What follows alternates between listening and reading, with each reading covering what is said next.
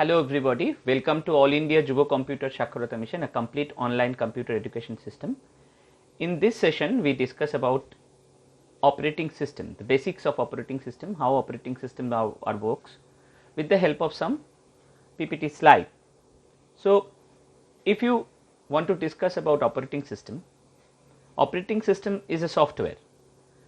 There are two types of software. One is known as application software, another one is known as system software. Operating system is actually a system software. It acts as an interface between the hardware and the software. We know that between the user or intermediate between the user and the hardware. Actually, we know that the language of the users are high level language and the language of the hardware is a machine level language. They are incompatible to each other. The user cannot understand hardware's machine level language and also hardware cannot understand the user's high level language. So, it acts as an intermediate or it acts as an interface between the hardware and the software. Operating system actually a intermediate between hardware and the software. So, here is a pictorial format where the different type of users are there. If you want to access the hardware, the user cannot access the hardware directly. It is difficult for the user to access the hardware directly because they have to know the machine level language. With the help of the machine level language, they can interact with the hardware. So, it is difficult. Some skillful person are able to do that one. So, in respect of every user, it is difficult to access hardware directly. So, they need some software. With the help of this software, they can interact with the hardware. You will see that there are different type of users. If they want to interact with the hardware, there is another layer which is known as software. Software itself stored into operating system. Operating system provided a platform where you can install different type of application and different type of system software too. So, if user want to interact, they interact with the help of application and system software and with the help of operating system. Operating system provided the layer where you can able to install your own application, other system software, and then with the help of operating system we can access other hardware components like CPU, RAM, IO, input output devices. So, this is actually the work of operating system. It provided the platform on which other applications are installed. Without operating system, it is hard to access hardware devices by users. So, it is difficult task. So, it acts as an interface between hardware and software. It manages the resource. If all the application and all the hardware devices access simultaneously, then it will create a problem. So, it acts as a resource manager which will manage how these applications and these hardware devices access simultaneously. So, it acts as traffic guards which will provide the set of rules or set of structure from where you have to access one by one simultaneously these things. So, this is the basic implementation of an operating system. Now, we have to discuss about the goal of operating system. There are two type of goals of operating system. The primary goal is convenience and user friendly. What is convenience and user friendly? The goal means the project. Like that you want to make a project, you want to make a home, and if you want to make a home, then you have to perform some functions. So, goals are the projects. So, primary goals of operating system is it will become user friendly and convenience. I have to give you one example. There are different type of operating system available in the market. If you think about Windows operating system, if you think about Linux operating system, Linux is more efficient, Linux is more secure, but Windows is more user friendly. So, whenever a person who have not much idea about computer, who is not a skillful person, this user friendly nature is the primary goal for them. If they want to access the operating system, they always search for user friendliness. If you want to see a cinema into your computer with the help into your computer, then only the click will desire your fulfill your desire. If you want to write the command to watch a cinema, then it will be difficult, but it is more efficient. But the prime facility, the prime goal of an operating system is to become a user friendly. Windows is more user friendly rather than that Linux. Linux is more efficient, more secure, but Windows is more user friendly. So, user friendliness of an operating system is the primary goal, and the secondary goal is the efficiency. How efficiently they manage the work, they manage the functionality of operating system, how different type of process are arranged, how different type of process are managed. This is known as process management. With the help of this efficiency, we can able to achieve those process to be managed. How to manage the memory, how much memory has to be needed by each and every process, how much memory has to be provided for every process, how to control input output devices with the help of operating system, how to control the file, how to, if I want to use FAT32, NTFS, which format I have to divide it, the file management system, how to use, right now we are not using a computer without internet, how to use TCP IP protocol, where to use the TCP IP protocol, how to install your IP address onto your computer.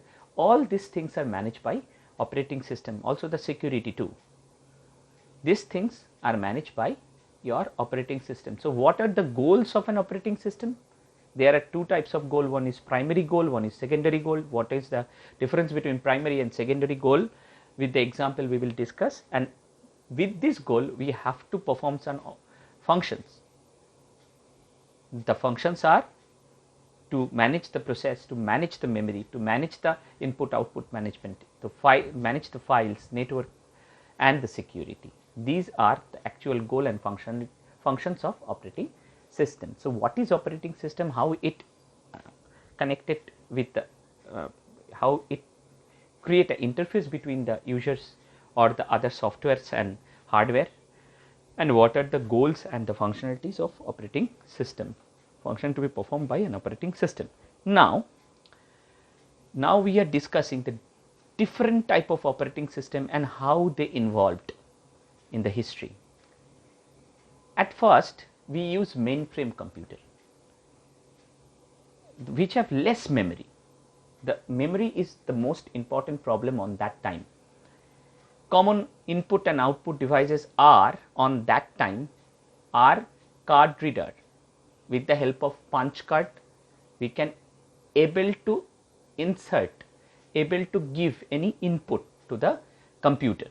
What is punch card? Punch card is actually a card where we will create some holes, and when the light passes from these holes, the light passes, and on the other areas the light was obstructed. In this, where the light passes, there we will create ones, we indicate that these things are 1, and where the light does not passes, we indicate that these are the zeros. With the help of those punch card, the punch card will be installed within the card reader. We see the card reader nowadays. So, card reader, with the help of this card reader we can insert the input into the computer. There is no other secondary memory, primary memory, these things, this memory architecture was not available on that time. So, everything is like a job. In many of the books you find what is job. Job is nothing but the collection of input, programs and control structures. The input, programs and control structure together create a single job. We cannot provide it separately the input, we cannot find the separate output.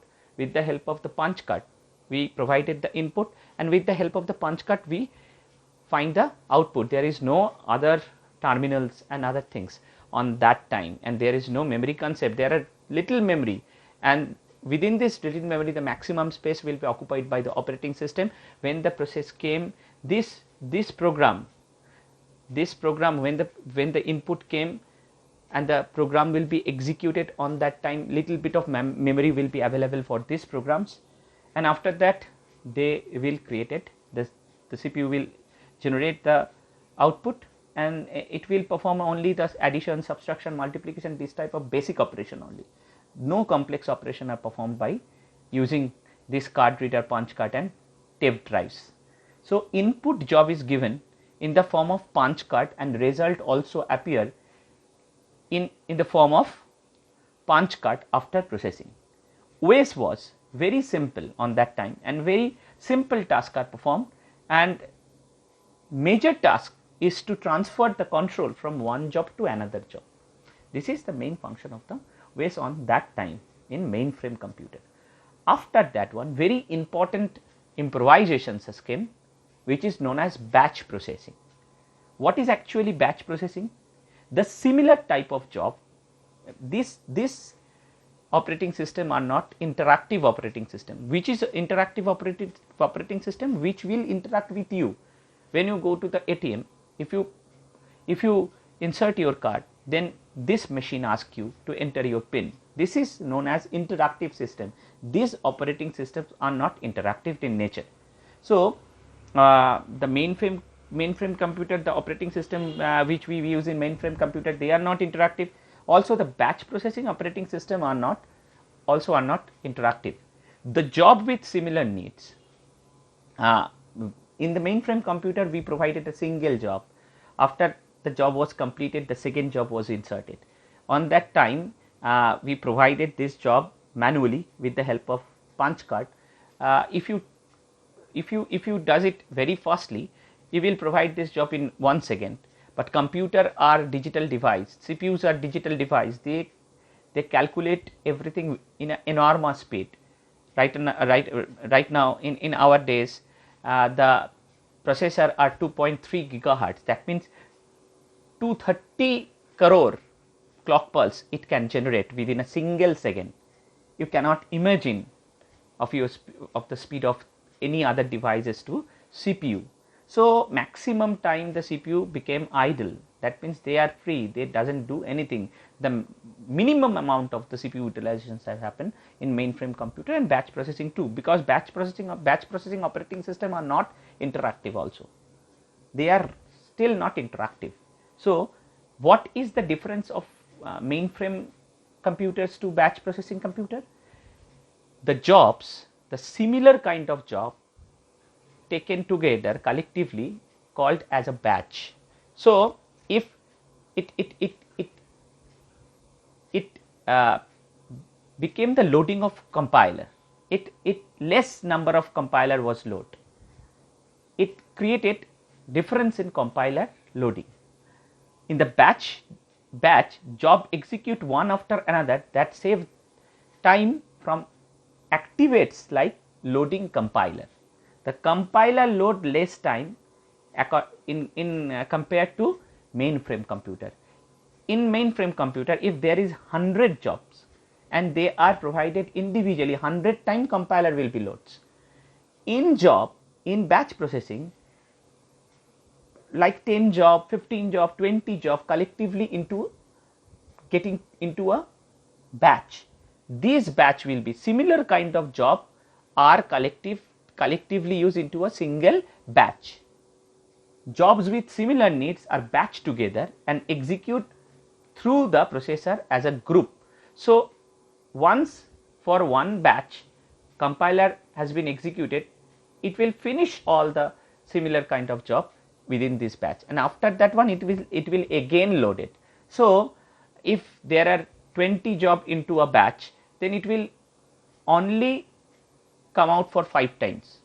On the other hand, in mainframe computer it will come out from 100 times. So this difference has been made. Fortran jobs, COBOL jobs are there on that time. So still it was not utilizing the CPU maximum time. The main advantage of job executed one after another and save the times and actively loading of the compiler.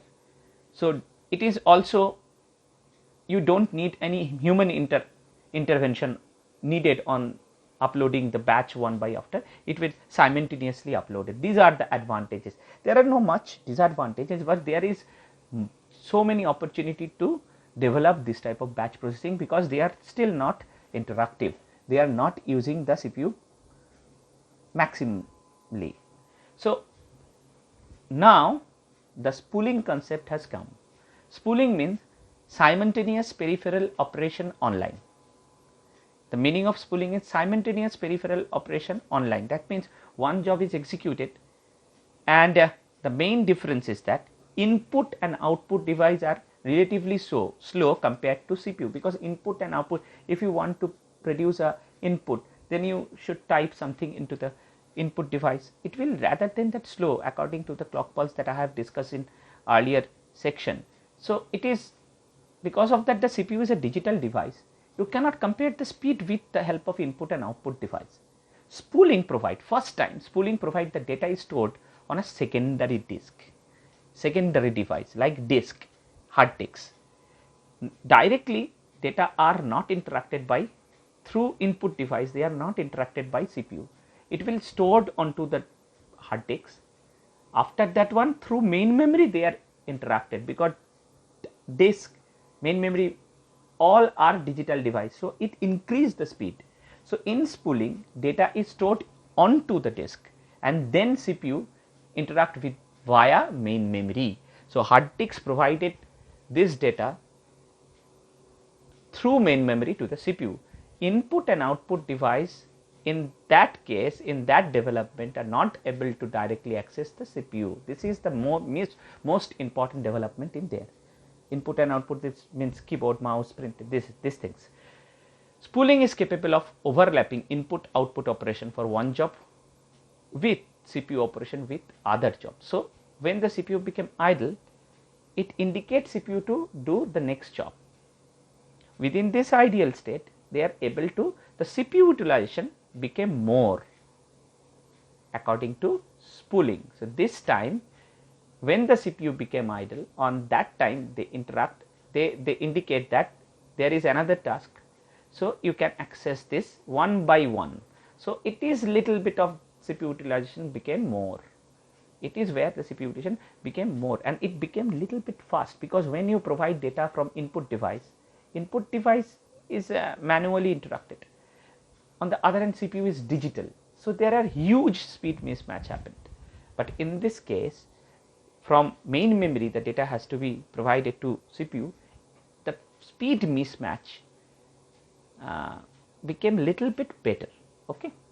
Now after spooling we create multi-programming operating system. Multi-programming means more than one process in main memory.